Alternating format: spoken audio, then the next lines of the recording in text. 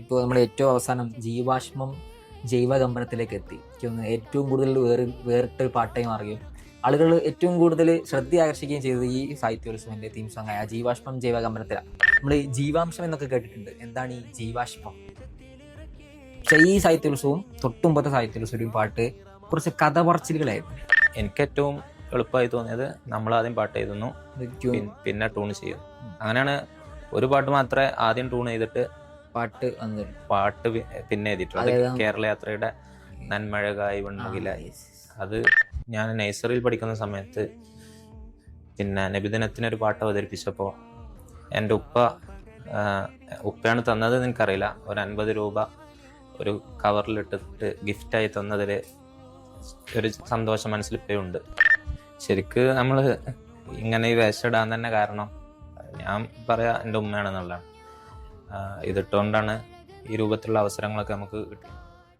തന്നിഷ്ട കൂത്തുകളും ഗുണപാഠ മതിയാക്കലുകളും പാടി ഘോഷിക്കപ്പെടുന്ന കാലത്ത് പാട്ടുകൾക്ക് പ്രസക്തി ഉണ്ടോ എന്നൊരു ചോദ്യം ധാർമ്മികമായിട്ട് ഉയർന്നു കേൾക്കുന്നുണ്ട്.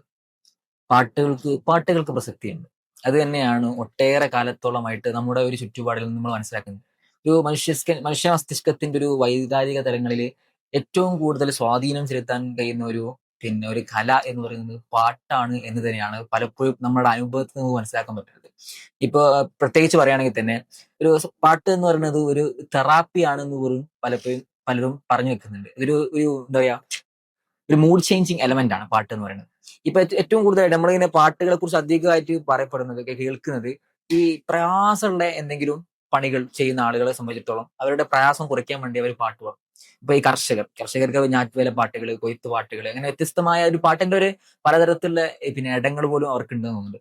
അതുപോലെ തന്നെ പിന്നെ നമ്മൾ ഈ പ്രധാനപ്പെട്ട ഈ പാട്ടുകളെ കുറിച്ച് ഒരു ശൃംഖലയായിട്ട് വരുന്നത് ഈ കലാസിപ്പാട്ടുകൾ എന്ന് പറയാനും ഈ നിർമ്മിക്കുന്ന ആളുകളൊക്കെ, അതുപോലെ തന്നെ ഈ വഞ്ചി ഇറക്കുന്ന ആളുകൾ, അങ്ങനത്തെ ആളുകൾ പാട്ടുകളെ കൊണ്ട് അവരുടെ പിന്നെ ജോലിയുള്ള പ്രയാസങ്ങളെ നികത്താൻ വേണ്ടി ശ്രമിക്കുകയും അങ്ങനെ പാട്ടുകൊണ്ട് ജീവിക്കുന്ന ഒരു തരം പിന്നെ ലോകത്താണ് നമ്മൾ മുന്നോട്ട് കൊണ്ടുപോയി. ഇപ്പൊ പണ്ട് കാലത്ത് തന്നെ പാട്ടുകളുണ്ട്. ഇപ്പൊ റസൂലുള്ളാഹി സ്വല്ലല്ലാഹു അലൈഹി വസല്ലം തങ്ങളുടെ കാലത്ത് തന്നെ ബനത്തു സുആദ പോലത്തെ കൃതികൾ നമ്മൾ കേൾക്കുന്നുണ്ട്. ഇപ്പൊ കഅബ് ഇബ്നു സുഹൈർ റളിയല്ലാഹുവിനെ കുറിച്ചുള്ള, അല്ലെങ്കിൽ പിന്നെ ഹസ്സാൻ ഇബ്നു സാബിത്ത് റളിയല്ലാഹുവിനെ, അങ്ങനത്തെ ഒരുപാട് പിന്നെ സ്വഹാബി വര്യന്മാർ തന്നെ പാട്ടും മറ്റ് പിന്നെ ഇതിവൃത്തങ്ങളായിട്ട് ജീവിക്കുകയും അവർ പിന്നെ സമൂഹത്തിനൊരു പിന്നെ ധാർമ്മികമായ മൂല്യം കൊണ്ടുതരും ചെയ്യുന്നുണ്ട്. ഇപ്പൊ പുതിയ കാലത്തെ പാട്ടുകളെ കുറിച്ച് കൂടുതൽ ഉണ്ടാകുന്ന ഒരു ആക്ഷേപം എന്ന് പറഞ്ഞാല് അത് ധാർമ്മികമാവുന്നില്ല എന്നുള്ളതാണ്.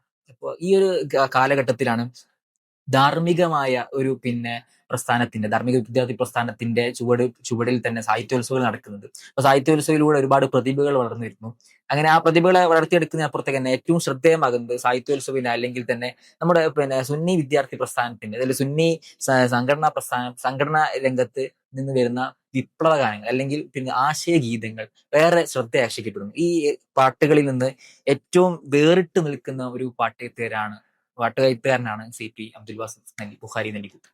അപ്പോൾ CPയുടെ ഒരു എഴുത്തും അതുപോലെ തന്നെ പാട്ടിന്റെ രോഗങ്ങളെ കുറിച്ച് സംസാരിക്കുകയാണ്. ഇപ്പൊ ഏറെ കാലം ഒരുപാട് മത്സരങ്ങളിൽ പല രീതിയിലുള്ള എഴുത്തുകൾ, ഇപ്പൊ കഥയും പിന്നെ കവിതയും പിന്നെ പാട്ട് ഫീച്ചർ പോലത്തെ എഴുത്തുകളുടെ സംസ്ഥാന സാഹിത്യോത്സവമൊക്കെ എത്തിപ്പെടുകയും അതുപോലെ തന്നെ ഒരുപാട് മത്സരങ്ങളിൽ വിജയം കൈവരിക്കുകയും ചെയ്യുന്നുണ്ട്. അപ്പൊ അതിനൊക്കെ മാറിയിട്ട് എന്താണ് മറ്റു എഴുത്തുകളിൽ നിന്ന് വിഭിന്നമായിട്ട് പാട്ട് എന്നൊരു സംഭവത്തിലേക്ക് വ്യത്യസ്തത കൊണ്ടുവരാൻ CP പ്രേരിപ്പിച്ചത് എന്ന് പറയാൻ പറ്റും? പാട്ട് എന്നത് നിങ്ങൾ പറഞ്ഞതുപോലെ ആളുകളുടെ മനസ്സിനെ സ്വാധീനിക്കുന്ന ഒരു കലാസൃഷ്ടിയാണ്. നേരത്തെ പറഞ്ഞല്ലോ, നമ്മള് ഒരു മൂഡ് ചേഞ്ചിങ്ങിന് പാട്ടിനെ പലരും ഉപയോഗിക്കും. ഇപ്പൊ കിടക്കുന്ന നേരത്ത് എന്നും പാട്ട് കേട്ട് കിടക്കുന്ന ആളുകളുണ്ടാവും. അതേപോലെ യാത്രയിൽ പാട്ട് ഹെഡ്സെറ്റ് ഉപയോഗിച്ച് പാട്ട് കേൾക്കുന്ന ആളുകളുണ്ടാവും. അവരൊക്കെ അവരുടെ മനസ്സിന്റെ സന്തോഷം കണ്ടെത്തുന്നത് അത് ശരിക്ക് റബ്ബ് സംഗീതം എന്ന് പറയുന്ന, പാട്ട് എന്ന് പറയുന്ന ഒരു തലത്തെ സൃഷ്ടിച്ചത് തന്നെ അവന്റെ ബുദ്ധിമുട്ടുകൾ, പ്രയാസങ്ങൾ, അതിലൊക്കെ അവനൊരു ആശ്വാസം കണ്ടെത്താൻ കൂടിയിട്ടാണ്. അങ്ങനെ തന്നെയാണ് യഥാർത്ഥത്തിൽ വിശുദ്ധമായ ഖുർആൻ. അത് പാട്ടല്ലെങ്കിൽ പോലും അതിൻ്റെ ആ ഒരു മധുരിമ, അതിൻ്റെ ഗണത്തിലൊക്കെ ഉള്ള, ശരിക്ക് പാട്ട് എന്ന് പറയുന്നത് മ്യൂസിക് ഉപയോഗിച്ചുകൊണ്ടുള്ള പാട്ടോ അല്ലെങ്കിൽ ശരിക്ക് ഒരു പാറ്റേണിൽ താളത്തിലുള്ള പാട്ട് എന്നതൊന്നുമല്ല. ആ ഒരു ശേഷി മനസ്സിലുണ്ടാവുകയും അത് പല രൂപത്തിൽ പുറത്തെത്തുകയും ചെയ്യുമ്പോഴാണ് അതിനൊക്കെ നമുക്ക് യഥാർത്ഥത്തിൽ പാട്ട് എന്ന് പറയാം. ആ ഒരു ചെറുപ്പത്തിൽ തന്നെ പാട്ടിനോട് ഒരു ഇഷ്ടം ഉണ്ട്. അതെങ്ങനെയാന്ന് ചോദിച്ചാല്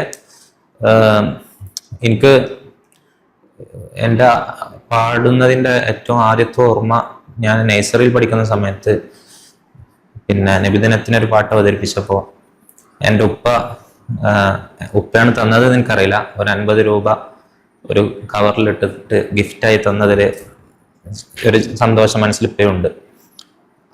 ശരിക്കും നമുക്ക് പാടാൻ കഴിയും, ആദ്യമായിട്ട് പാടുന്നൊരു പാട്ടാണ്, പാടാൻ കഴിയും. അല്ലെങ്കിൽ അന്ന് പാട്ട് അത്ര പ്രൊഡക്റ്റീവായി പാടുന്ന ഒരാളൊന്നല്ല, എന്നാൽ പോലും അത് എന്ത് ചെയ്യുന്നുണ്ട്, പാട്ടിലേക്ക് നമ്മളെ പ്രചോദിപ്പിക്കുന്നുണ്ട്. അങ്ങനെ തുടങ്ങി മദ്രസ ജീവിതത്തിലും റബീഉൽ അവ്വൽ ആവുമ്പോൾ സ്വാഭാവികമായിട്ട് ദഫ് പിന്നെ അതിൽ കൂടെ പാടാൻ ഒക്കെ ആയിട്ടുണ്ടാവാറുണ്ട്. പിന്നെ നിങ്ങൾ പറഞ്ഞ പോലെ പാട്ടിൻ്റെ ഒരു വേറൊരു തലത്തിലേക്ക് നമ്മൾ ചിന്തിക്കുന്നത് തന്നെ നമ്മൾ ഈ ഒരു വേഷം അണിയുമ്പോഴാണ്. അത് വളരെ രസകരമാണ്. ബുഖാരി ജീവിതത്തിൽ പാട്ട് പാടുന്നതിന് നമുക്ക് അത്ര പ്രോത്സാഹനം കിട്ടാറില്ല. കാരണം അതിനേക്കാളും പ്രസംഗത്തിനായാലും എഴുത്തിനായാലും മറ്റു കാര്യങ്ങളിലേക്കാണ് ഉസ്താദന്മാർ കൂടുതൽ കുട്ടികളെ നമ്മളങ്ങനെ കൊണ്ടുപോവുക. ആ അർത്ഥത്തിൽ പിന്നെ പാട്ടിനോടൊരു മുഷിപ്പ് ചെറിയ രൂപത്തിൽ വന്നതും സമയത്താണ്. എന്നാലും ഫെസ്റ്റിന്റെ സമയത്തൊക്കെ പാടും. പാട്ട് പാടുക എന്നുള്ളൊരു സാധനം ഇപ്പോൾ പറ്റേ വിട്ടു എന്ന് തന്നെ പറയാം. ഒരുപാട് കാലമായിട്ട് പാട്ട് പാടാറില്ല. യഥാർത്ഥത്തിൽ പാട്ട് എഴുത്തിലേക്ക് എത്തുന്നതിന് പ്രത്യേകിച്ച് കാരണങ്ങളൊന്നുമില്ല, നമ്മളെ സാഹചര്യങ്ങളും പിന്നെ ചില ഘട്ടങ്ങളിലേക്കൊക്കെ പാട്ട് എഴുതേണ്ടി വന്നതാണ്. പിന്നെ സാഹിത്യോത്സവിലെ പാട്ടെഴുത്ത് മത്സരങ്ങൾ ശരിക്ക് പിന്നെ നമ്മളെ യൂണിറ്റ് തലത്തിലൊക്കെ പാട്ട് എഴുതാൻ ആളെ തിരയുന്നത് പാട്ട് പാടാൻ അറിയുന്ന ആളുകളെ വെച്ചിട്ടാണ്. ശരിക്കും അങ്ങനെ ആ ഒരു രൂപത്തിൽ അവസരം കിട്ടി വന്ന് പിന്നെ മതഗാനരചനക്കായാലും വിപ്ലവഗാനരചനക്കായാലും സ്റ്റേറ്റിൽ അടക്കം എത്തുകയും പിന്നെ ചെറിയ രൂപത്തിലുള്ള പ്രൈസൊക്കെ കിട്ടുകയൊക്കെ ചെയ്തിട്ടുണ്ട്. അങ്ങനെയാണ് പാട്ട്. പിന്നെ നിങ്ങള് ഏറ്റവും കൂടുതൽ ഒരു പോപ്പുലർ ആക്കി മാറ്റുന്നത് 2024 മലപ്പുറം ഈസ്റ്റ് ജില്ലന്റെ ഒരു തീം സോങ്ങിലാന്ന് തോന്നുന്നുണ്ട്. അപ്പൊ ഇരുട്ടി വെളുപ്പിക്കുന്ന പാട്ട് എന്നുള്ളത്. അപ്പൊ ഞാൻ ഒരു സാഹചര്യത്തിന്റെ സ്വന്തമായിട്ട് സൂചിപ്പിക്കുകയാണ്. ഈ ഒരു ജർമ്മൻ കവിയുണ്ട് ബ്രഹ്തോൾഡ് ബ്രഹ്ത് എന്ന് പറയും. അപ്പൊ അദ്ദേഹത്തിന്റെ ഒരു കവിതയുണ്ട്, ഇരുണ്ട കാലത്ത് പാട്ടുണ്ടാകുമോ ഉബ്, ഇരുണ്ട കാലത്തെ കുറിച്ചുള്ള പാട്ട്. ഇതിനൊരു പ്രതിപ്രയോഗമായിരിക്കും ഇപ്പൊ ഇരുട്ടി വെളുപ്പിക്കുന്ന പാട്ട്. ഇരുണ്ട കാലത്തെ പാട്ട് ഇരുട്ടിനെ കുറിച്ചുള്ള പാട്ട് മാത്രമല്ല, ഇരുട്ടിനെ വെളുപ്പിക്കുന്ന പാട്ട് കൂടി എന്നുകൂടി ഒരു ആശയം കൂടി എന്ത് ചെയ്യുന്നുണ്ട് ഈ ഒരു കവിത, ഈ ഒരു പാട്ട് കൊടുക്കുന്നുണ്ട്. അപ്പൊ ഈ ഒരു കവിതയിലേക്ക് എത്തുന്നത്, ഇതിന്റെ ആശയത്തിനെ വികസിപ്പിക്കുന്നത് എങ്ങനെയാണ് എന്ന് സൂചിപ്പിക്കും. യഥാർത്ഥത്തില് നമ്മളെ സാഹിത്യോത്സവിലെ പാട്ടെഴുത്തുകൾക്കൊക്കെ ഒരു പ്രത്യേകത എന്ന് പറയുന്നത് ഒക്കെ സാഹിത്യോത്സവം കുറച്ചു കാലങ്ങളായിട്ട് തീം ബേസിലാണ് നടക്കുന്നത്. ആ സമയത്ത് മലപ്പുറം ഈസ്റ്റ് ജില്ലയുടെ തീം ഫെസ്റ്റിവൽ ഓഫ് പോപ്പ് എന്നുള്ളൊരു തീമായിരുന്നു. സ്വാഭാവികമായിട്ട് പിന്നെ നമ്മൾ എഴുതുന്നതൊക്കെ ആളുകൾക്ക് എങ്ങനെ പ്രതീക്ഷ കൊടുക്കാം, നമ്മൾ തന്നെ പഠിപ്പിക്കുന്നുണ്ടല്ലോ ഇസ്ലാമിക അധ്യാപനങ്ങളിൽ, അള്ളാഹുവിന്റെ റഹ്മത്തിനെ തൊട്ട് നിങ്ങൾ ആശ മുറിയരുത് എന്ന ഇസ്ലാമിക അധ്യാപനം. ശരിക്കും അതിങ്ങനെ മുൻനിർത്തിക്കൊണ്ടുള്ള ഒരു സാധനമാണ് പാട്ടിലൂടെ നമ്മൾ പറയുന്നത്. അപ്പൊ അതിന് പ്രകൃതിയിലെ ഓരോ മൈന്യൂട്ടായിട്ടുള്ള പോയിന്റുകളെ എടുത്തുകൊണ്ട് അതിനൊക്കെ മരിച്ചു എന്ന് കരുതുമ്പോഴും അതിനൊക്കെ പുനർജീവനം ഉണ്ടാകുന്ന പ്രകൃതിയിലെ ഓരോ പ്രോസസ്സുകൾ പറഞ്ഞിട്ടാണ് ആ ഒരു പാട്ടിൽ നമ്മൾ കൊണ്ടുവരുന്നത്.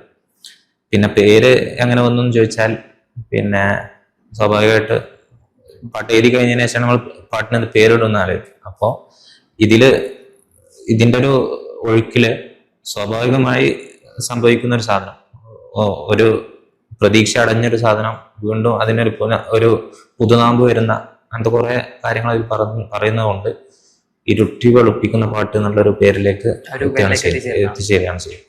ഈ ഇരുട്ടി വെളുപ്പിക്കുന്ന പാട്ടാണ് പിന്നെ നിങ്ങളെ ഒരു പബ്ലിക് ഫിഗർ എന്നതിലേക്ക് പോകുന്നത്. പക്ഷെ അതിന്റെ മുമ്പ് കൺസോളിയത്തിന് ഒരു പാട്ട് വരുന്നുണ്ട്.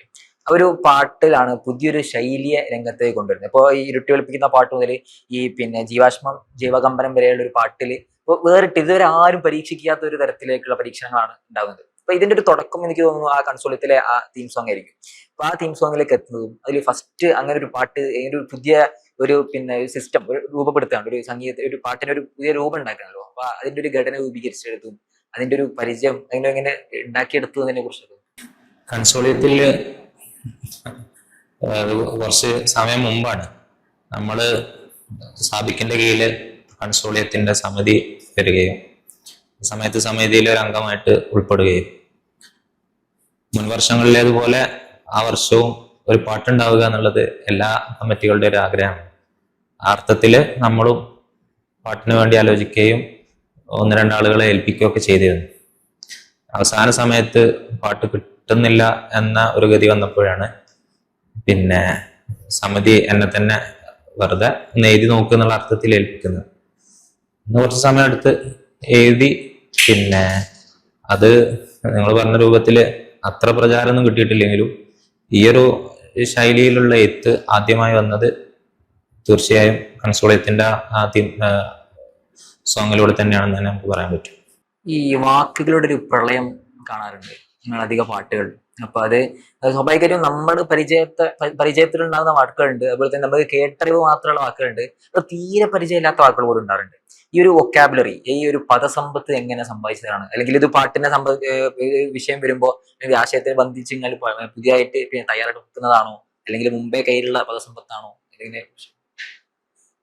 ഞാന് പിന്നെ നമ്മളെ ജീവിതത്തില് നമ്മളെ സ്വാധീനിക്കുന്ന കുറെ ആളുകളുണ്ടാവും. എനിക്ക് പിന്നെ നമ്മൾ തന്തവൈഭാന്നൊന്നും പറയാൻ പറ്റില്ല, എന്നാൽ പോലും ഈ പഴയ ആളുകളുടെ ഇപ്പൊ എൻ്റെ വീട്ടിൽ തന്നെ വല്യുപ്പ വല്യുമ്മ അവരോടൊക്കെ ചെറുപ്പത്തിൽ ഇങ്ങനെ സംസാരിക്കും. അവരെങ്ങനെ ഓരം ചേർന്ന് നടക്കുമ്പോൾ നമുക്ക് കിട്ടുന്ന കുറെ വാക്കുകളുണ്ട്. ഇപ്പോ പുമ്മള്, അതുപോലെ തന്നെ ചെത്ത്, ഇങ്ങനെ തുടങ്ങിയ കുറെ സാധനം. കുമ്മള് എന്ന് പറഞ്ഞാല് വല്യപ്പ അതിന് ചമ്മന്തി എന്നാ പറയാം. എപ്പോഴും കുമ്മള് നമ്മളിങ്ങനെ കേൾക്കാണ്. വീട്ടില് വല്യപ്പാക്ക് ചമ്മന്തി വേണമെങ്കിൽ എപ്പോഴും കുമ്മള് എന്നേ പറയുള്ളൂ. ഈ രൂപത്തില് അങ്ങനത്തെ വാക്കുകളോടൊരു ഇഷ്ടം ചെറുപ്പത്തിൽ തന്നെ വരുന്നുണ്ട്.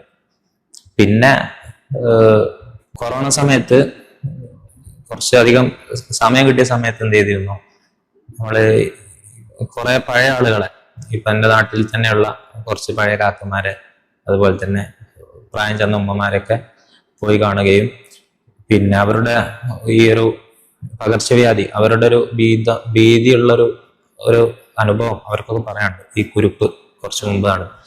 അതിനെ കുറിച്ചൊക്കെ അന്വേഷിച്ച് അവരൊക്കെ പറയുന്ന ഓരോ പ്രയോഗങ്ങൾ, അതൊക്കെ ഇങ്ങനെ നമ്മൾ അതിനെ കുറിച്ച് ആലോചിക്കുന്നു. പിന്നെ അതുപോലെ ഈ മൊറയൂര് ഒരു വല്യമ്മണ്ട്, ഈ ഏകദേശം ഒരു 100 വയസ്സിനോടടുത്തുള്ള, അവരുടെ അടുത്ത് തന്നെ ഞാൻ 2-3 തവണ പോയിട്ടുണ്ട് പല ആവശ്യങ്ങൾക്ക് വേണ്ടിയിട്ട്. അപ്പൊ ഈ പഴയ ആളുകൾ ഉപയോഗിക്കുന്ന വാക്കുകൾക്ക് അതിശക്തമായൊരു അടിത്തറയാണ്. അതിങ്ങനെ മനസ്സിൽ ഉണ്ടാവും. പിന്നെ ഒരുപാട് നമ്മൾ ചിലപ്പോൾ റിസർച്ച് ചെയ്യേണ്ടി വരും ചില വാക്കുകൾക്ക് വേണ്ടിയിട്ട് തന്നെ. ചില ഒരു വാക്ക് കിട്ടാൻ വേണ്ടിയിട്ട് 100 വാക്കുകൾ തപ്പേണ്ടി വരും. അങ്ങനെയൊക്കെ ഉണ്ടാവാറുണ്ട്. ഇപ്പൊ എഴുത്തില് കുറെ എഴുതി കളഞ്ഞിട്ടുണ്ടോ? ഒരു വിഷയം കിട്ടിക്കഴിഞ്ഞ ശേഷം അങ്ങനെ അത് ഇത് റെഡി ആയിട്ടില്ല, അതെടുത്ത് ഒഴിവാക്കി അടുത്ത് അങ്ങനെ ഒരുപാട് മാറ്റി. ഇത് ഒറ്റയിരുത്തത്തില് ഒരിക്കലും ഒരു പാട്ട് എഴുതാൻ കഴിയില്ല. അങ്ങനെ എഴുതുന്ന പാട്ടുകളുണ്ട്, പക്ഷെ അതിൻ്റെതായ പരിമിതിയും ഒരു സൗന്ദര്യക്കുറവൊക്കെ ഉണ്ടാവാറുണ്ട്. ശരിക്ക് നമ്മൾ നന്നായി ഹാർഡ് വർക്ക് ചെയ്ത് പിന്നെ എഴുതുന്ന പാട്ടുകൾക്ക് കുറച്ച് സ്വീകാര്യത കിട്ടാറുണ്ട്. ഏതായാലും നമ്മൾ പല ആളുകളും പറയുന്ന പോലെ ഭയങ്കര സംഭവം എന്നൊക്കെ പറയുന്നത് ശരിക്ക് അത് ഒറ്റയ്ക്ക് എഴുതുന്ന ഒരു സംഗതി എല്ലാം കൂടി മനസ്സിലാക്കണം. ഇതിന്റെ പിന്നില് ഒരുപാട്, ഞാൻ മാത്രമല്ല, ഇപ്പൊ ഒരുപാട് ചർച്ചകൾ, ഇപ്പൊ സംസ്ഥാന സാഹിത്യോത്സവങ്ങളുടെ തീം സോകളൊക്കെ എഴുതുമ്പോൾ ഈ കഴിഞ്ഞ സാഹിത്യോത്സവത്തിന്റെ സമയത്ത് തന്നെ ഒരു 4 മണിക്കൂറൊക്കെ ഈ പാട്ട് എഴുതാൻ വേണ്ടിയിട്ട് മാത്രം ചർച്ച ചെയ്തിട്ടുണ്ടാവും സ്റ്റേറ്റ് കമ്മിറ്റിയിലെ ചില ആളുകളുടെ കൂടെ. അപ്പോൾ ഇത് ഒറ്റക്ക് സാധ്യമാകുന്ന ഒരു സാധനം കൂടി അല്ല പല ആളുകളുടെയും പല ചിന്തകളും ഒക്കെ നമ്മൾ എന്ത് ചെയ്യാറുണ്ട്, പാട്ടിലേക്ക് കൊണ്ടുവരാറുണ്ട്. ഇപ്പൊ ഈ ഒരു പാട്ട് എന്ന് പറയുമ്പോൾ നമുക്ക് സ്വാഭാവികമായിട്ടും ഈ നമ്മുടെ തീം സോങ്ങുകളുടെ പ്രത്യേകത എന്ന് പറഞ്ഞാൽ നമുക്കൊരു ആശയം തരുന്നു, ആശയത്തിന് നിശ്ചിത സമയത്തിനുള്ളിൽ ഒരു പാട്ട് എഴുതി തയ്യാറാക്കണം എന്നുള്ള സംഭവമുണ്ട്. ഇപ്പൊ റൈറ്റേഴ്സ് ബ്ലോക്ക്, ഇപ്പൊ വരികൾ വരാതിരിക്കുക എന്നുള്ളൊരു പിന്നെ പ്രയാസം എല്ലാ എഴുത്തുകാരും നേരിടുന്ന ഒരു പ്രതിസന്ധിയാണ്. ഈ പ്രതിസന്ധി എങ്ങനെയാണ് തരണം ചെയ്യുന്നത്? ആ സമയത്തെ ഒരു സമരസപ്പെട്ടു പോകണല്ലോ. അതിന് പ്രത്യേകിച്ച് ഒന്നും ചെയ്യേണ്ടതില്ല. നമ്മളെ മനസ്സ് സ്വസ്ഥമായിട്ട് അതിലേക്ക് മാത്രം എന്ത് ചെയ്യുക, ഫോക്കസ് ചെയ്തുകൊണ്ട് ഇരിക്കുക എന്നുള്ളതാണ്. അങ്ങനെ ഉണ്ടാവാറുണ്ട്. ഈ പല എഴുത്തുകാരെ ഇപ്പൊ ഓരോരുത്തർക്കും ഓരോ മൂഡായിരിക്കും. ചിലർക്ക് എന്തെങ്കിലും നടക്കുമ്പം പാട്ട് വരും, ചിലർക്കും പുസ്തകം എഴുതി ഒരു ശാന്തമായ എടുത്ത് പോയിട്ടിരുന്നാലേ പാട്ട് വരുള്ളൂ. ചിലക്ക് ഒരു കോളർ അടിച്ചിനെ കുറിച്ചൊക്കെ പറഞ്ഞേക്കാം, അദ്ദേഹം ട്രെയിനിരുന്നാൽ മാത്രമേ പാട്ട് വരുള്ളൂ. അങ്ങനെ ഓരോരുത്തർക്കും ഓരോ ആംബിയൻസ്, ഓരോരുത്തരുടെ ഒരു ജീവിത ശൈലിയിൽ നിന്ന് രൂപപ്പെടുന്ന ഓരോ പ്രകൃതികളുണ്ട്. അങ്ങനത്തെ എന്തെങ്കിലും പ്രകൃതം എഴുത്തില് നമുക്ക് തന്നെ ഒറ്റയ്ക്ക് ഇരിക്കാന്നുള്ളതില്ല. ചുറ്റിലും ആളുകളൊക്കെ ഉണ്ടാവും, പക്ഷെ നമ്മളെ മനസ്സ് ഒറ്റയായിരിക്കണം. ആ സമയത്ത് ആൾക്കൂട്ടത്തിൽ തന്നെ നമ്മൾ മാത്രം ആലോചിക്കുന്ന സമയത്താണ്. ഇപ്പോ എനിക്ക് കൂടുതൽ ആലോചിക്കാൻ ഇഷ്ടമുള്ള ഒരു സമയം ബൈക്കിൽ ഓട്ടി പോകുമ്പോഴാണ്. ഹെൽമെറ്റ് വെച്ച് ചില്ല് താത്തിയിട്ട് നമുക്കിങ്ങനെ വാക്കുകളൊക്കെ ഇങ്ങനെ അങ്ങോട്ട് കൊണ്ടുവച്ച് ഇങ്ങനെ കെട്ടിപ്പടുത്ത് നോക്കാം. അപ്പൊ ആ സമയത്ത് ആണ് എനിക്ക് തോന്നുന്നത് ഏറെക്കുറെ പാട്ടുകളുടെ ഒക്കെ ഒരു പൂർവ്വ ഇതാക്കല്. പിന്നെ മറന്നു പോകാൻ വേണ്ടി ചിലപ്പോൾ വണ്ടി നിർത്തിയിട്ട് ഒന്ന് നോട്ട് ചെയ്ത് വെക്കും, പിന്നെ യാത്ര തുടരും. അങ്ങനെയൊക്കെ ഉണ്ടാവാറുണ്ട്. ഈ പാതിരക്കണ്ണ്, കണ്ണുകൾ ഉന്തിയ തുടങ്ങിയിട്ടുള്ള ഒരുപാട് കണ്ണ് എന്നൊരു പ്രയോഗം അധിക പാട്ടുകളിലും ശ്രദ്ധിക്കപ്പെട്ടിട്ടുണ്ട്. അതുപോലെ തന്നെ പ്രകൃതിയോടുള്ള അഭേദ്യമായൊരു ബന്ധം കൂടി ഈ അധിക പാട്ടുകളിലും കവിതകളിലും നിങ്ങൾ സൂചിപ്പിച്ചിട്ടുണ്ട്. എന്താണ് പ്രകൃതിയെ ഈ കവിതയിലേക്ക് ഉൾക്കൊള്ളിക്കാൻ, അല്ലെങ്കിൽ തന്നെ കണ്ണിനെ കൂടുതൽ പ്രതിഫലിപ്പിക്കാനോ കാരണം? പ്രകൃതി എന്നത് എല്ലാ മനുഷ്യരുടെയും അവരുടെ ഒരു ആ തന്മയത്വം അതന്നെ പ്രകൃതിയിലെ അലിഞ്ഞു ചേർന്നൊരു സാധനമാണ്. എനിക്ക് നമ്മുടെ ചെറുപ്പത്തിലൊക്കെ പാടവുമായിട്ട് ഭയങ്കര ഒരു അറ്റാച്ച്മെന്റ് ഉണ്ടായിരുന്നു. ഞാൻ നേരത്തെ പറഞ്ഞ വല്യുപ്പ ഞങ്ങളെല്ലാവരും എന്ത് ചെയ്യും, സ്കൂളിലെ ദിവസമായാലും മദ്രസയിലെ ദിവസമായാലും എന്നും രാവിലെ പാടത്തു പോകും. വല്യുപ്പാക്ക് കൃഷി ഉണ്ടാവും, വാഴക്കൃഷി, അതുപോലെ വെള്ളരിക്ക, അങ്ങനെ പല കൃഷികളുണ്ട്. വല്യുപ്പ നമ്മളെ വിളിച്ചോണ്ടിക്കൊണ്ടു. ചിലപ്പോൾ വെള്ളം പാരാനായിരിക്കും, കിണറ്റിൽ നിന്ന് വെള്ളം കോരിയിട്ട്. നമ്മൾ കുട്ടികളാണ്, എന്നാൽ നമ്മളെ കൊണ്ട് കഴിയുന്ന പണി അത് എടുപ്പിക്കും. നമ്മൾ വേണ്ടെന്ന് പറഞ്ഞ വല്യുപ്പ അങ്ങനെ വിളിച്ചുകൊണ്ട്. ആ ഒരു പാടവുമായിട്ടുള്ള ഒരു ബന്ധം. പിന്നെ എൻ്റെ ഉമ്മാന്റെ വീട് എന്നുള്ളത് ഒരു മലയുടെ തായ്വാരത്താണ്. ആ ഒരു സ്ഥലത്ത് ഏറ്റവും എൻഡിൽ ഉള്ള വീട് നമ്മളെ ഉമ്മാന്റെ വീടാണ്. അതിന്റെ മേലേക്ക് പൂർണ്ണമായിട്ടൊരു മലയാണ്. നമ്മളെ കരിങ്കൊടി എന്നാ പറയാ. നമ്മളെ മറ്റേ പാട്ടിൽ കരിങ്കൊടി പാറക്കു ഒരു സാധനം വരുന്നുണ്ടല്ലോ, നമ്മൾ കരിങ്കൊടി എന്ന് പറയാറുണ്ട്. അതില് നമ്മൾ ഉമ്മാന്റെ വീട്ടിൽ പോകുമ്പോഴൊക്കെ നമ്മളെ ചെറുപ്പത്തിലെ കളികളൊക്കെ ഈ മരവുമായി ബന്ധപ്പെട്ട് കുറ്റിപ്പാര ഉണ്ടാക്കുന്നൊക്കെ മരത്തിൽ, കാരണം നല്ല ഭംഗിയുള്ള മരങ്ങളുണ്ടാവും. ഈ താഴ്ന്ന് ഇങ്ങനെ പോകുന്ന പല ചില്ലകളായിട്ട് കുറേ മരങ്ങളുണ്ടായിരുന്നു. പ്ലാവ്, അതുപോലെ തന്നെ ഈ മറ്റേ ഇതുണ്ടല്ലോ കശുമാവ്, പറങ്കി മരം. അതുപോലെ പല സമയങ്ങളിലും മല കയറാൻ പോകും. ഈ ചുള്ളിക്ക അങ്ങനത്തെ സാധനങ്ങളൊക്കെ പറിക്കാന്. പിന്നെ അതിന്റെ മേലെ ഏറ്റവും മേലെ ഒരു പാറുണ്ട്. ആ പാറമ്മ പോയിരുന്ന് ഇങ്ങനെ കാറ്റുകൊള്ളാനും കാണാനൊക്കെ ഭയങ്കര രസമായിരുന്നു. പിന്നെ തോട്, നമ്മളെ വീടിന്റെ അടുത്ത് പുഴയുണ്ട്, ഉമ്മാന്റെ വീടിന്റെ അടുത്ത് തോടുണ്ട്. ഈ മഴക്കാലത്ത് വെള്ളം കയറുമ്പോൾ അത് കാണാൻ പോകും. എല്ലാവർക്കും ഉണ്ടാവുന്നതായിരിക്കും. അങ്ങനെ ചെറുപ്പം തൊട്ടേ ഈ ഒരു മണ്ണുമായിട്ടുള്ള ഒരു ബന്ധം അങ്ങനെ മനസ്സിലിങ്ങനെ അലിഞ്ഞു ചേർന്നായതുകൊണ്ട് നമ്മൾ പറഞ്ഞ. പിന്നെ സ്വാഭാവികമായിട്ടും പാട്ടിൽ നമ്മൾ സിമ്പലുകളാണല്ലോ ഉപയോഗിക്കുക. സിമ്പല് നമുക്ക് എടുക്കാൻ പറ്റുന്ന പ്രകൃതിയിൽ നിന്ന് തന്നെ അത് സ്വാഭാവികമായിട്ട് കടന്നു വരും. കണ്ണ് എന്ന പ്രയോഗം അതവിടെ അവരുടെ തീമുമായി ബന്ധപ്പെടുത്തി കൊടുത്താണ്. കണ്ണുകളുന്തിയ വൃക്ഷങ്ങൾ എന്ന് പറയുന്നത് എൻഡോസൾഫാൻ അനുഭവിച്ച ആളുകളുടെ ആ ഒരു വികൃതം എന്ന് പറയാൻ പറ്റില്ല, എന്നാലും അവരുടെ ആ ഒരു കണ്ണിന്റെ വെപ്പ് ശരിയാവാത്ത പോലെ പുറം തള്ളിയിട്ടൊക്കെ ഉണ്ടാവുമല്ലോ, അതിനെ പറയാൻ വേണ്ടിയിട്ടാണ് അവിടെ കൊടുക്കുന്നത്. മറ്റ് പാതിരക്കണ്ണിന്റെ പിന്നില് നേരത്തെ പറഞ്ഞ പോലെ ഒരു ബൈക്ക് യാത്ര ഉണ്ട്. വൈഫിന്റെ കൂടെ പോകുന്ന സമയത്ത് ഇതിങ്ങനെ ആലോചിച്ച് പോവാണ്. അവരും എന്ത് ചെയ്യും, ചിലപ്പോൾ നമ്മളെ കൂടെ കൂടി തരും. അപ്പൊ സമയത്തൊരു നമ്മള് എവിടെ ബേപ്പൂര് ചാലിയം ബീച്ചിലേക്ക് പോകുന്ന സമയത്താണ്. അപ്പൊ ഒരു ഒറ്റപ്പെട്ട് നിൽക്കുന്ന ഒരു നക്ഷത്രം മാനത്ത് ഇങ്ങനെ ഇരുട്ടിലിങ്ങനെ കണ്ടു. ആ സമയത്ത് തോന്നിയൊരു സാധനമാണ് ഈ പാതിരക്കണ്ണ് എന്നുള്ളത്. ആ ഇരുട്ടില് ഇങ്ങനെ ഒറ്റ സാധനം ഇങ്ങനെ കത്തി നിൽക്കുന്നു. അത് ആ സമയത്ത് പിക്ക് ചെയ്തു.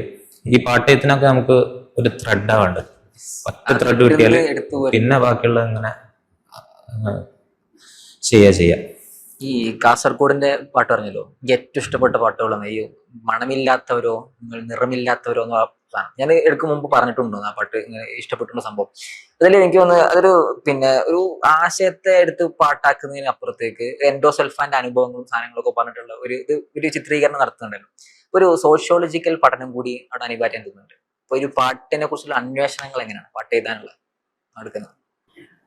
പാട്ടിനെ കുറിച്ച് ഞാൻ നേരത്തെ പറഞ്ഞ അതിന്റെ തീമുമായി ബന്ധപ്പെട്ട് കൂടുതൽ അന്വേഷണങ്ങൾ നടത്താറില്ല. ഒന്നല്ലെങ്കിൽ നമുക്ക് അറിയുന്ന ഒരു തീമായിരിക്കും, അല്ലെങ്കിൽ നേരത്തെ പറഞ്ഞ പോലെ ആരെങ്കിലും നമ്മളെ കൂടെ ഇരുന്ന് സഹായിച്ചു തരും, അല്ലെങ്കിൽ തീം നോട്ട് അവർ അയച്ചു തരും, അങ്ങനെയൊക്കെ ഉണ്ടാവും. നമുക്ക് അതിന്റെ ഈ വാക്കുകളിലേക്ക് കൊണ്ടുവരാൻ ഈ വാക്ക് അതിനൊക്കെ നമ്മൾ കൂടുതൽ റിസർച്ച് ചെയ്യേണ്ടി വരില്ല. എൻഡോസൾഫാന് നമ്മളെ സ്കൂൾ പഠന കാലത്ത് ഏത് ക്ലാസ്സാന്ന് ഞാൻ ഓർക്കുന്നില്ല, 5ാം ക്ലാസ്സിലേറ്റാ തോന്നുന്നു, എൻഡോസൾഫാനെ കുറിച്ചൊരു പാടുണ്ട്. അന്നേ നമ്മളെ മനസ്സിൽ ഇങ്ങനെ ഒരു വിഷമം മൂടിക്കിടക്കുന്ന ഒരു ചിത്രമാണ് കാസർഗോഡിനെ കുറിച്ചും. അതല്ല നമ്മള് പാഠപുസ്തകത്തിൽ തന്നെ ഒരു ചാപ്റ്റർ എന്ത് ചെയ്തിട്ടുണ്ടായിരുന്നു, എൻഡോസൾഫാനുമായി ബന്ധപ്പെട്ട് അവിടുത്തെ ജീവിതങ്ങളുമായി ബന്ധപ്പെട്ട ഒരു സാധനം ഉണ്ട്. അപ്പോ അതൊക്കെ ആലോചിച്ചിട്ടാണ് ആ പാട്ടിലേക്ക് അങ്ങനെ ഒരു ഇത് കൊണ്ടുവരുന്നത്. ഏറ്റവും കൂടുതൽ നമ്മൾ പാട്ടുകളെ കുറിച്ച് സംസാരിക്കുമ്പോൾ അതിലെ ഓരോ വരികളെ കുറിച്ചും പറയാറുണ്ട്. ഓരോ വരി എടുത്ത് വെക്കുന്ന ഇപ്പോൾ ചരണം, അനുചരണം സാധനങ്ങളൊക്കെ പ്രാസൊപ്പിക്കുക, ആവർത്തനം ഉണ്ടാവുക. ഇപ്പോൾ അധികം പാട്ടുകളിലും ആവർത്തനങ്ങൾ ഉണ്ടാവില്ല, ഒറ്റടി ഇങ്ങനെ പാട്ട് ഇങ്ങനെ പോവാണ്. ഒരു കഥ രൂപത്തിൽ ഒരു ആശയം പറയുന്ന രീതിയിൽ. ആദ്യത്തെ സാഹിത്യോത്സവത്തിന്റെ സാഹിത്യോത്സവത്തിന്റെ തീം സോങ് ഉണ്ടായിരുന്നു സംസ്ഥാനത്തിൽ. അതിന്റെ ഒരു ഇത് പറഞ്ഞാൽ ഒരുപാട് പ്രയോഗങ്ങളെ എന്ത് ചെയ്യുന്നു, അറബി പ്രയോഗങ്ങളെ കുറച്ചുകൂടി മലയാളത്തിലേക്ക് ഉത്തരം ഫയക്കൂനു എന്ന് പാട് എന്നൊക്കെ പറഞ്ഞിട്ടുള്ള ഒരു സാധനം കൊടുത്തിട്ടുണ്ട്. ആ പ്രയോഗങ്ങളൊക്കെ എങ്ങനെയാണ് ഓർമ്മിക്കാൻ തോന്നുന്നത്? അത് ശരിക്കും നമുക്ക് ആ സമയത്തൊരു ആലോചന അങ്ങനെ പോകുന്നു എന്നുള്ളതാണ്. അതെങ്ങനെ വന്നു എന്ന് ചോദിച്ചാൽ ആ പാട്ടിന്റെ ഇതിലിങ്ങനെ വരുന്നുണ്ടോ? അതെ. നമ്മള് ഞാൻ നേരത്തെ പറഞ്ഞില്ല, ത്രെഡ് കിട്ടി നമ്മളിത് തുടങ്ങി കഴിഞ്ഞാൽ പിന്നെ നമുക്കൊരു ഒഴുക്ക് സ്വാഭാവികമായിട്ട് കിട്ടാറുണ്ട്. ചിലപ്പോൾ അത് ബ്ലോക്ക് ആവാറുണ്ട്. അങ്ങനെ അറിയാതെ വരുന്ന ഒരു സംഗതികളൊക്കെ അതിന്റെ കൂട്ടത്തിൽ ഉണ്ടാവാറുണ്ട്. ഈ ഉത്തരം ഫയക്കൂനു എന്ന് പാടിയെന്നൊക്കെ ശരിക്ക് നമ്മൾ ആദ്യം എന്ത് ചെയ്യുന്നുണ്ട്, കുഞ്ഞെന്ന ജീവുറ്റി തളിര് പൂത്ത് എന്നുള്ളൊരു പ്രയോഗം പറയുന്നുണ്ട്. അപ്പൊ അതിനേക്ക് അറ്റാച്ച് ചെയ്തിട്ട് ലാസ്റ്റിലേക്ക് അതിന്റെ ഒരു എൻഡിങ് എന്നുള്ളതിലേക്ക് അത് കൊണ്ടുവരുന്നുണ്ട്. പൊതുവെ പാട്ടുകാര് 2 തരത്തിൽ പാട്ടുണ്ടാവും. ഒന്ന് ആദ്യം ട്യൂൺ വന്നിട്ട് പാട്ട് എഴുതുന്നു, പിന്നെ ഒന്ന് പാട്ട് എഴുതിട്ട് ഞാൻ ട്യൂൺ കൊടുക്കുന്നു. അപ്പൊ നിങ്ങളുടെ പാട്ടുകൾക്ക് അധികവും എങ്ങനെയാണ് അതിന്റെ രീതി? ഞാന് 2 രൂപത്തിൽ എഴുതിയിട്ടുണ്ട്. ഏത് സിമ്പിൾ ഏതാ? എനിക്ക് ഏറ്റവും എളുപ്പമായി തോന്നിയത് നമ്മൾ ആദ്യം പാട്ട് എഴുതുന്നു, പിന്നെ ട്യൂൺ ചെയ്യുന്നു. അങ്ങനെയാണ്. ഒരു പാട്ട് മാത്രമേ ആദ്യം ട്യൂൺ ചെയ്തിട്ട് പാട്ട് പിന്നെ എഴുതിയിട്ടുള്ളത്. കേരള യാത്രയുടെ നന്മഴകായി വെൺമുകിലായി, അത് നേരത്തെ ട്യൂൺ ചെയ്ത് പിന്നെ പാട്ടാക്കിയതാണ്. അല്ലാതെല്ലാം നമ്മൾ എഴുതിയതിനു ശേഷം അതുകൊണ്ട് പിന്നെ അവര് ട്യൂൺ കൊടുക്കും. നമ്മൾ എഴുതുമ്പോൾ തന്നെ നമ്മുടെ മുമ്പിൽ ഒരു ട്യൂൺ ഉണ്ടാവില്ല, നമുക്ക് ഏതെങ്കിലും ഒരു ട്യൂൺ അല്ലെങ്കിൽ എഴുതി ഇങ്ങനെ പോവാണോ? ട്രാക്ക് ഒപ്പിക്കണ്ടായി നമ്മളെ മനസ്സിലൊരു അളവുണ്ടാവും, വരികളുടെ ഒരു അളവ്. ഒരു ട്യൂൺ അല്ലേ? അതെ, അതൊരു ട്യൂൺ തന്നെയാണ്. പക്ഷെ നമ്മളത് പറയാറില്ല, കാരണം ട്യൂൺ ചെയ്യുന്ന ആളുകൾക്ക് അത് പറഞ്ഞു കൊടുത്താൽ ചിലപ്പോ അവരുടെ ആ ഒരു ഇതിലേക്ക് മാത്രം പോകും. ഇപ്പൊ നമ്മൾ ഏറ്റവും അവസാനം ജീവാശ്മം ജൈവകമ്പനത്തിലേക്ക് എത്തി. ഏറ്റവും കൂടുതൽ വേറിട്ടൊരു പാട്ടായി മാറുകയും ആളുകൾ ഏറ്റവും കൂടുതൽ ശ്രദ്ധ ആകർഷിക്കുകയും ചെയ്തത് ഈ സാഹിത്യോത്സവത്തിന്റെ തീം സോങ് ആയ ജീവാശ്മം ജൈവകമ്പനത്തിലാണ്. സാധാരണ പാട്ടുകളിലൊക്കെ ഒരാൾ പാടുക അല്ലെങ്കിൽ 2 ആൾ പാടുക എന്നതിൽ നിന്നും വ്യത്യസ്തമായിട്ട് 12 ആളുകളെ കൊണ്ട് ഈ പാട്ട് പഠിപ്പിച്ചു. അതിന്റെ ഒരു റിലീസിങ് സെറമണി സാഹിത്യോത്സവ വേദിയിലാണ് നടന്നിരുന്നത്. അതും ഏറ്റവും കൂടുതൽ ശ്രദ്ധ ആകർഷിച്ചത് അതിന്റെ ഒരു വൈവിധ്യം തന്നെയാണ്. 12 ആളുകൾ പാടുന്നു, 12 ആളുടെയും സ്വരത്തില് അതിനെ അവതരിപ്പിക്കുന്നു. അതുപോലെ തന്നെ ആ പാട്ടിന്റെ രീതിയും വേറിട്ടതായിട്ട് മാറുന്നുണ്ട്. എങ്ങനെയാണ് ഈ ഒരു 12 ആളുകൾ കൊണ്ട് പഠിപ്പിക്കാം എന്ന സ്ഥാനത്തിലേക്ക് എത്തിയത്? അതുപോലെ തന്നെ നമ്മൾ ജീവാംശം എന്നൊക്കെ കേട്ടിട്ടുണ്ട്. എന്താണ് ഈ ജീവാശ്മം? യഥാർത്ഥത്തില് നമുക്ക് നമ്മളുടെ റോള് എഴുത്ത് മാത്രമാണ്, ബാക്കിയെല്ലാം അതിൻ്റെ അതോറിറ്റി ആലോചിക്കുന്നതാണ്. കഴിഞ്ഞ വർഷം തന്നെ സ്റ്റേറ്റ് കമ്മിറ്റി ഈ ഒരു രൂപത്തിലുള്ള ആലോചന നടത്തിയിരുന്നു, ഒന്നിച്ചുള്ള അവതരണം. അത് ഈ വർഷമാണ് പ്രാവർത്തികമാക്കാൻ കഴിഞ്ഞത്. നമ്മളെ തീം പറഞ്ഞതുപോലെ നമ്മള് എല്ലാത്തിൻ്റെ നമുക്കൊക്കെ ഒരു തുടർച്ച ഉണ്ട്. നമ്മൾ വന്ന വഴിയിൽ പല ആളുകൾ കൈമാറി വന്ന സാധനങ്ങൾ, അതിൻ്റെ ഒരു തുടർച്ചയാണ് നമ്മൾ. ഇനി നമ്മളെ ശേഷം വരുന്നവരൊക്കെ ആ രൂപത്തിൽ തന്നെയാണല്ലോ. എന്നതുപോലെ ഈ പാട്ടിനുണ്ട്. ഈ പാട്ട് നമ്മളുടെ ഈ ഒരു റിസൾട്ട് കിട്ടുമ്പോൾ അതിൻ്റെ പിന്നിൽ ഒരുപാട് ആളുകളുടെ ഇപ്പം ഈ പാട്ട് തന്നെ ശരിക്ക് ഇതിൻ്റെ ഒരു ഔട്ട് വരുമ്പോൾ അതിൻ്റെ പിന്നിലൊരു 10-40 ആളുകൾ എന്ത് ചെയ്യുന്നുണ്ട്, വർക്ക് എടുക്കുന്നുണ്ട്. ഇപ്പം പാടിയ ആളുകൾ, ഞാൻ നേരത്തെ പറഞ്ഞ ഒരു 5-6 ആളുകൾ ഇരുന്നിട്ടുള്ള ഇതിൻ്റെ ചർച്ച, പിന്നെ ഇതിൻ്റെ സ്റ്റുഡിയോയിലെ വർക്കേഴ്സ്, ഇതിൻ്റെ വീഡിയോ എഡിറ്റിങ്സ് എന്നൊക്കെ പറഞ്ഞിട്ട്. അപ്പോൾ ഒരു പാട്ട് വരുന്നത് യഥാർത്ഥത്തിൽ അതൊരു കൂട്ടായ്മയുടെ അതിന്റെ റിസൾട്ട് കൂടിയാണ്. SSFന്റെ ഒരു ശൈലി അനുസരിച്ച് ഇതിന്റെ പിന്നിൽ എഴുതിയ ഒരാളാണെന്നോ ആരാണെന്നോ പാടിയത് ആരാണെന്നോ അങ്ങനെയൊന്നും കൊടുക്കാറില്ല. അത് SSFന്റെ ഒരു രീതിയാണ്. അത് നല്ലൊരു ബെറ്റർ ഓപ്ഷൻ ആയിട്ട് എനിക്ക് തോന്നുന്നു. അത് നമ്മള് ആര് ചെയ്തു എന്നുള്ളതല്ലല്ലോ, സാധനത്തിന്റെ ഒരു എഫക്റ്റും അത് സമൂഹത്തിൽ ഇമ്പാക്ട് ചെയ്യുന്നതും ആണ് നമ്മൾ നോക്കേണ്ടത്. എൻ്റെ ഒരു ഒപ്പീനിയൻ, നമ്മൾ കുറെ ആളുകളെ അറിയാം, അല്ലെങ്കിൽ പിന്നെ അവരിങ്ങനെ നമ്മളെ കുറിച്ച് കുറെ കാര്യങ്ങൾ പറയാന്നൊക്കെ പറയുമ്പോൾ നമുക്ക് ആ അർത്ഥത്തിലൊരു മൂപ്പ് എത്തി എന്നുള്ളൊരു തോന്നലോ അല്ലെങ്കിൽ അതിലേക്കൊക്കെ പോകാൻ സാധ്യതയുണ്ട്. ശരിക്കും ഒരു അദബിന്റെ ഒരു അച്ചടക്കത്തിന്റെ ഒരു ഭാഗം പഠിപ്പിക്കുകയാണ് SSF അതിലൂടെ ചെയ്യുന്നത്. പിന്നെ നിങ്ങൾ പറഞ്ഞ ജീവാശ്മം എന്ന് പറഞ്ഞാല് അതിന്റെ അതെടുത്തത് ഫോസിൽ എന്നതിന്റെ മലയാളം ശരിക്കും ജീവാശ്മം എന്നുള്ളത്. നമ്മളെ ഈ പാട്ടിലൂടെ നീളം എന്താണ് ഒന്നിനെ വളമായി തീരുന്ന അതിനെ കുറിച്ചാണല്ലോ കൂടുതൽ സംസാരിക്കുന്നത്. ആ അർത്ഥത്തിലാണ് പേര് അതിന് കൊടുക്കുന്നത്. ഈ വർഷത്തെ പാട്ടിന് കുറച്ചുകൂടി എന്ത് ചെയ്തിട്ടുണ്ട്, ഒരു പുതുമ വന്നിട്ടുണ്ട്. ശരിക്ക് ട്യൂണാണ് അതിൻ്റെ ഒരു ആത്മാവ് എന്ന് പറയുന്നത്. നമ്മൾ പാട്ട് ചെയ്തെന്നൊക്കെ ഒരു പാറ്റേൺ, ലൈൻസിന്റെ ഒരു പാറ്റേൺ കഴിഞ്ഞ വർഷത്തായാലും ഈ വർഷത്തായാലും.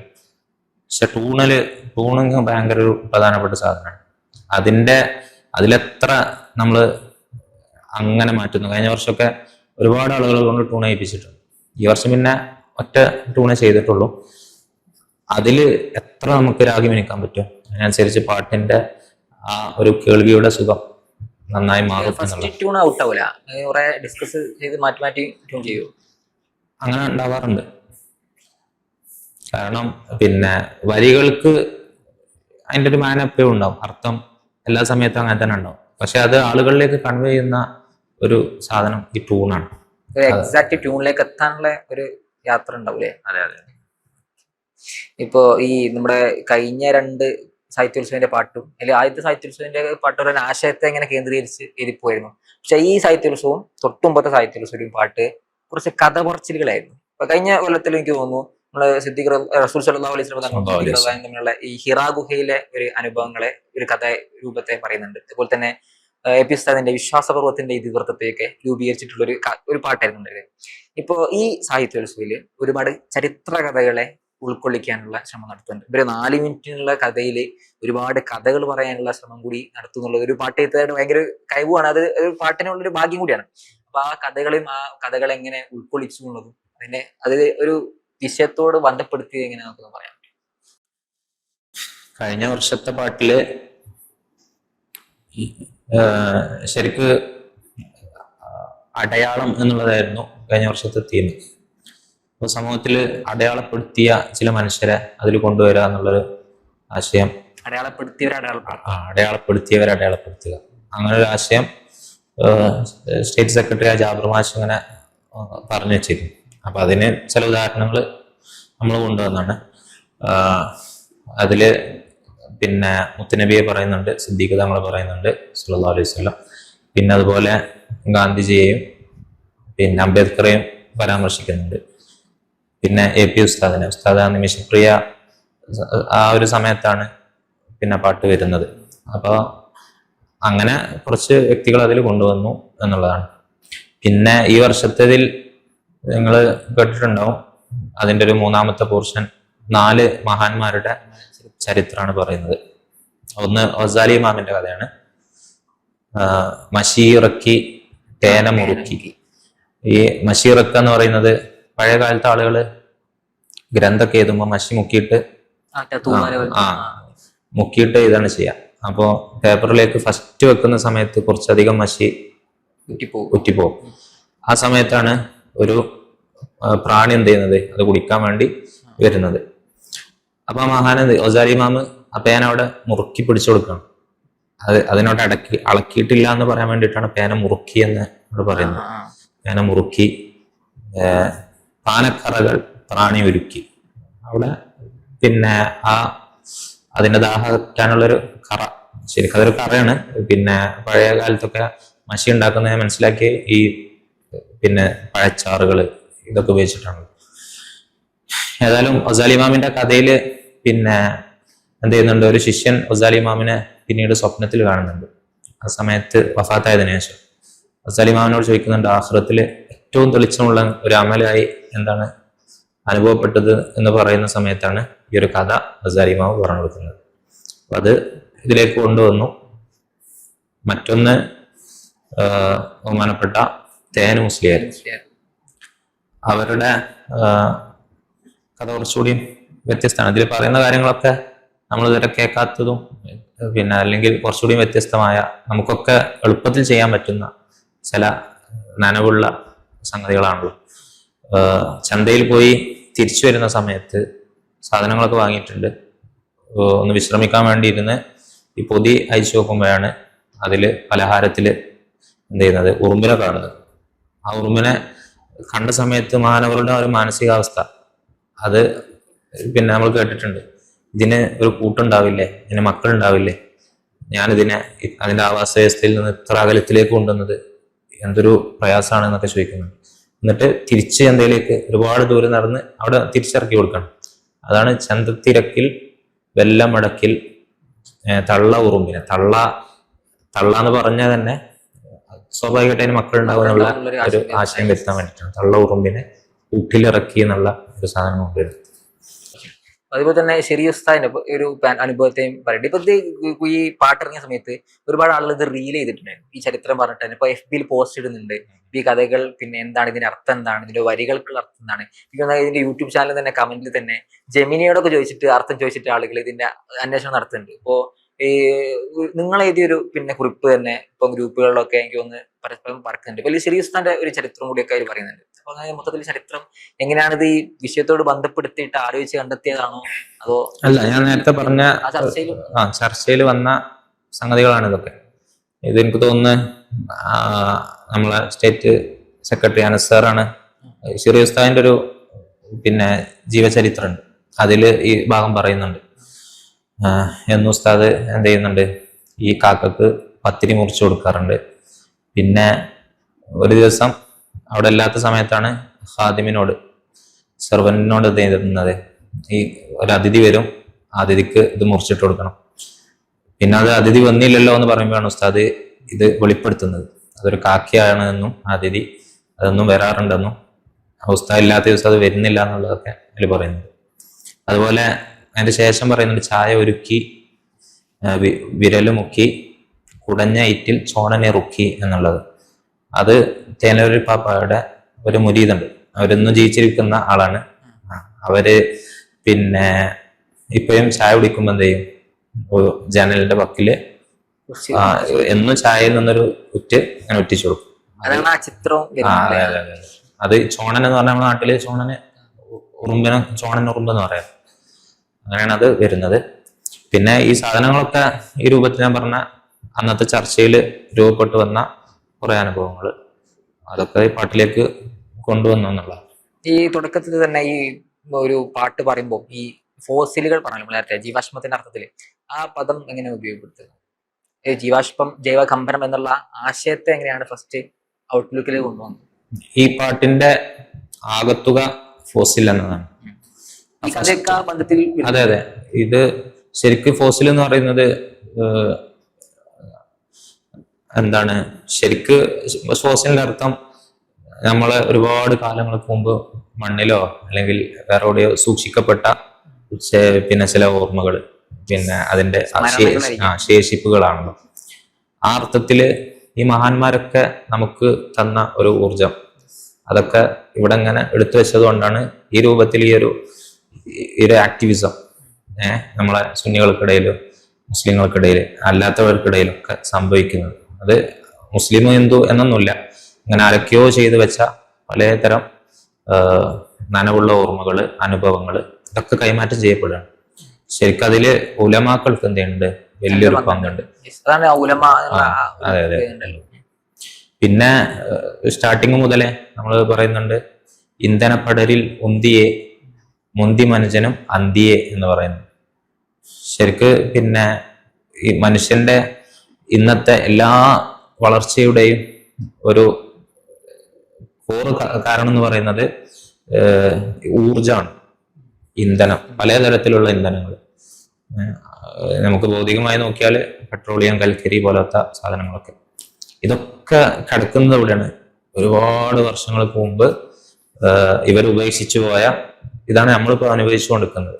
അപ്പോൾ നമ്മളെ ഇങ്ങനെ നടത്തിപ്പിക്കുന്നതിൽ ആ ഭൂതകാലത്തിലുള്ള പൂർവികർക്ക് എത്രത്തോളം പങ്കുണ്ട് എന്നുള്ളത് അത് എല്ലാ വിഷയത്തിലും ഉണ്ട് എന്നുള്ളതാണ് പറഞ്ഞത്. ഇപ്പോ ഈ സിപിയുടെ ഇത്രയും നേരത്തെ സംസാരത്തിന് മനസ്സിലായത് ഏറ്റവും കൂടുതൽ പാട്ടിന് സ്വാധീനമായത് ഒരു ബാല്യകാല സ്മരണകളുണ്ട്. ബാല്യകാലത്തെ ഉമ്മാന്റെ വീട്, അല്ലെ ഉപ്പാന്റെ പിന്നെ വല്യപ്പാന്റെ അനുഭവങ്ങൾ പറഞ്ഞു.